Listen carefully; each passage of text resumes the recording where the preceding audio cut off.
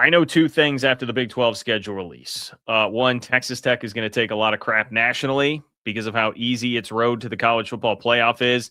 And the Big 12 needs somebody besides BYU and Texas Tech to step up this year. That was one of my first thoughts after looking over this schedule, okay? So we're going to talk about this. I'm going to tell you if Texas Tech's road is as easy as it actually appears and who the best candidates are to step up and be those teams that can make this schedule juicier than it looks at the outset right now on paper. So this conversation needs to start with, who do you consider are the best teams in the Big 12? Because that's going to color how it is that you view the schedule. Interesting to me, in all these national articles that I saw about the Big 12 schedule release and national pundits like Pete Thamel talking about it, they really mentioned the Texas Tech-Arizona State game a lot, which told me that these guys have a pretty basic analysis of the Big 12. Like, this is exactly why you're here on this channel right now. And it's nothing against Arizona State. Look, maybe that game will wind up being huge. Maybe Kenny Dillingham is going to flex his coaching chops to the point where Arizona State's back in the Big 12 championship game. But to me, that just says they're looking at the last two Big 12 champions and saying, hey, they're going to play again. And yes, I get it. Arizona State did beat Texas Tech last year. I just want to say, have you guys looked at the losses that Arizona State has taken? I mean, that offense alone, Raleek Brown, Jordan Tyson, and Sam Levitt. There's some studs lost from the defense, too. I mean, look, Kenny Dillingham's a great coach. He was out there winning games with Jeff Sims late in the year. All right, I'm not gonna doubt his ability to put together a solid team, but I don't know if it's going to be the team challenging Texas Tech. Right? My view on this is much different. I think Texas Tech and BYU are head and shoulders above the rest of the league right now. At least there is a gap between those two and the rest of the league and what I expect next year. After that, I would pencil in Houston as the team that right now, if you had me pick a Big 12 preseason poll right now, I'd have Houston third. I think I'd have Arizona a bit behind them. And I think I'd probably have Utah after that. I think so. So that's going to color how I view this schedule. Keep that in mind. And by the way, if you go by the FanDuel odds, which these are not perfect, this is not like a straight up prediction. Remember, they're trying to make money, get as much money on each side as possible. But FanDuel odds have Texas Tech at plus 1,600. That's 8th in the country. Then a massive drop off to Utah, second best odds to win the Big 12. They're plus 6,000 ahead of BYU at plus 10,000. So if you're a Cougar fan, might be time to go hop on that right now. And then, interestingly enough, next you have K-State and Arizona at plus 22,500. A lot of respect, I guess, just for the K-State program there, but there is so much new, man.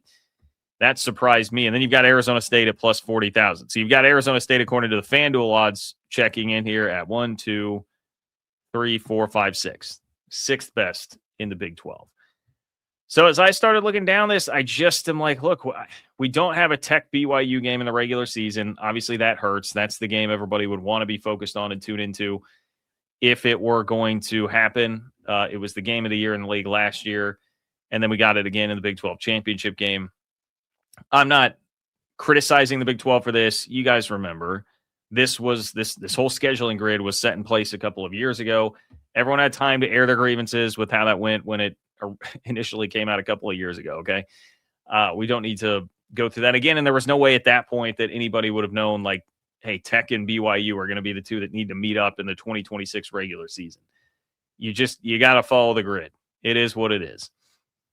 Unfortunately, you're not getting Houston BYU either, which that, if you were paying attention, would have been a matchup of my 2 and 3 teams, second and third place teams in the Big 12. So I would have loved to have seen that matchup as well. Unfortunately, we're not going to get that. And so because of that, that's why I sit here right now and say you're gonna need some teams to really step up. Now, I will rank all these games later. I'm going to give you the specifics on the games later in the show. Okay, so stay tuned for that. But Arizona State being good would really help. Arizona State being good would really help because Arizona State has done this before, right? A couple of years ago, if you're thinking about teams that can step up here, the Big 12 generally has had teams that do step up and make the schedule juicier than it looks at the outset. Arizona State did it 2 years ago. Remember that game with BYU to end the season? That was a great game, turned into one with huge implications, and it's because Arizona State just went on a total tear and came out of nowhere after they were picked last in the Big 12. Last year, I mean, nobody was projecting that BYU Texas Tech was going to be the Big 12 game of the year, but it was. It was because of what BYU did throughout the season to surprise some people. And really, same with Texas Tech BYU or Texas Tech Utah, which was the Big 12 game of the year before we got to the Holy War, and then before we got to Texas Tech BYU. Tech Utah was a huge banger of a game, and I don't think that was really a prediction of many at the outset of the season, and you got to give Utah a lot of credit for making that happen. So teams have done this, right? I say the Big 12 needs teams to step up. That's not really a casting a bunch of doubt on that. I think it will happen. We've seen it every year in this new look Big 12. Teams are going to surprise you. Even if Tech and BYU have settled in at the top, which that remains to be seen, but if they have staying power at the top, other teams are going to step up on a year-to-year basis. You've got too many teams that are evenly matched, I think, to stay away too much from doing that, okay? So my candidates would be, Arizona State, I've mentioned them multiple times already. I'll give Kenny Dillingham enough credit there to say maybe them. But watch out for Oklahoma State. You'll see this reflected in my top 5 games later, but dark horse candidate Oklahoma State for being a team that throws itself into the mix in a bunch of the biggest games of the year in the Big 12. So watch out for the Pokes. You see that portal class, I'm very intrigued as to how quickly that can integrate and what Eric Morris is going to be able to do with it, starting at quarterback with Drew Mestemaker. Now, we got to get to the Texas Tech part of this, okay? Texas Tech schedule, they're taking a lot of crap nationally. First, though, please do subscribe to the channel. Appreciate everybody who does that. If you're a Big 12 fan, if you're a college football fan, this makes sense for you. Downstream of all of this, okay, I'm saying doesn't look like a ton of bangers on the schedule. Texas Tech's, they're already starting to take it. I saw Billy Liucci's tweet earlier from TexAgs. More on that in just a moment. But Texas Tech, if you're checking out the Red Raiders schedule, you'd be looking at this like, man, they probably should make the Big 12 championship game in the college football playoff again, right? And this is not meant to be a slight, Texas Tech fans. This is not meant to be a slight because you have no control over the conference schedule, and I don't think there's really much, even for a team out of the Big 12, I don't think there's a lot of reason to be going crazy with your non-conference schedule right now. So you look at Texas Tech's schedule right there, Abilene Christian at Oregon State. Then they've got Houston, Sam Houston at Colorado. There's that Arizona State game at Cincy. They've got Arizona, West Virginia at OSU, at Baylor, TCU. But what you'll notice here, no BYU, no Utah.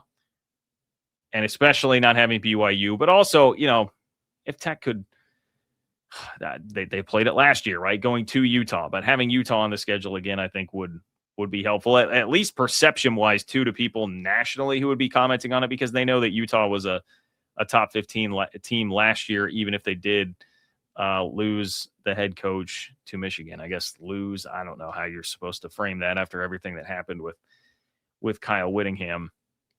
But I digress. You're already starting to see tweets like this from Billy Liucci. Now, I should point out, Billy Liucci is from TexAgs, which is the biggest Texas A&M fan site that's out there. But he says, just know college football's talking heads won't criticize this schedule at any point next season, nor will the college football playoff hold it against Tech's ranking. The Red Raiders have gamed the system, and I don't fault them for it. So that is, it's like tongue-in-cheek, but tongue-in-cheek in the way of he's, from Texas A&M's perspective, being a little bit tweaked by what happened last year, that Texas Tech got a higher seed in the college football playoff than A&M did. There's some sense of irony there because A&M also had a schedule that was roundly criticized. They missed everybody in the top half of the SEC. But I get why there would be some frustration there. And he went on in the comments to agree with me, by the way, that, hey, it's not really Texas Tech's fault, right? Texas A&M, in fact, is a part of the reason here that Texas Tech doesn't have a crazy schedule next year. Is A&M bailed on the Big 12 way back when, right? Texas and Oklahoma bailed on the Big 12. Texas Tech, I'm sure, would love to go play all 3 of those teams next year if they were given the opportunity to, but they're not. They're in the Big 12. They're playing that schedule. And did we all just see, when we're going to talk about non-con schedules, did we all just see what happened to Indiana this year? They won the national championship. They got the number 1 seed in the playoff. And Indiana's non-conference schedule this past year was Old Dominion, Kennesaw State, and Indiana State. That was it, ladies and gentlemen. And they went 16-0, got a number 1 seed, won the national championship. So I don't know that you're going to see a lot of teams that feel like they're college football playoff contenders being real stressed about playing high-profile non-conference games. So there is no blame, zero blame from me on this one, Texas Tech. And if you do want to really dig in the weeds on this, I would watch out for that Houston game in week 3, okay? I know Tech handled Houston on the road pretty thoroughly last year in a game where they kind of played like a C+, B- game anyway and still won by 3 scores. But watch out for this. Early in the year, be the first real test for Brendan Sorsby at Texas Tech. I think Houston's going to be a pretty dang good team next year, man. I think Willie Fritz really has this up and running. And the other one, you guys know I already mentioned one of my dark horses, the Pokes, Oklahoma State, November 14th. If Eric Morris gets that thing rolling, I'm picturing like a night game in Stillwater. That's a great atmosphere. That's as good an atmosphere as you're going to find in the Big 12. If it's a big night game in Stillwater, I've been in attendance for those before. That could be a really great atmosphere. And then, TCU, if Jaden Craig, the Harvard transfer QB, is the real deal, maybe the season finale against the Horned Frogs winds up being a pretty big game too. So it's not totally devoid of substance, but I do understand why people look at this Tech schedule and go, I mean, hey, that's set up pretty well. That's set up pretty well. Because I do think it's set up pretty well. Okay. If you're watching the clipped version of this, click here if you want to see my top 5 games of the Big 12 season after the schedule release that was earlier today.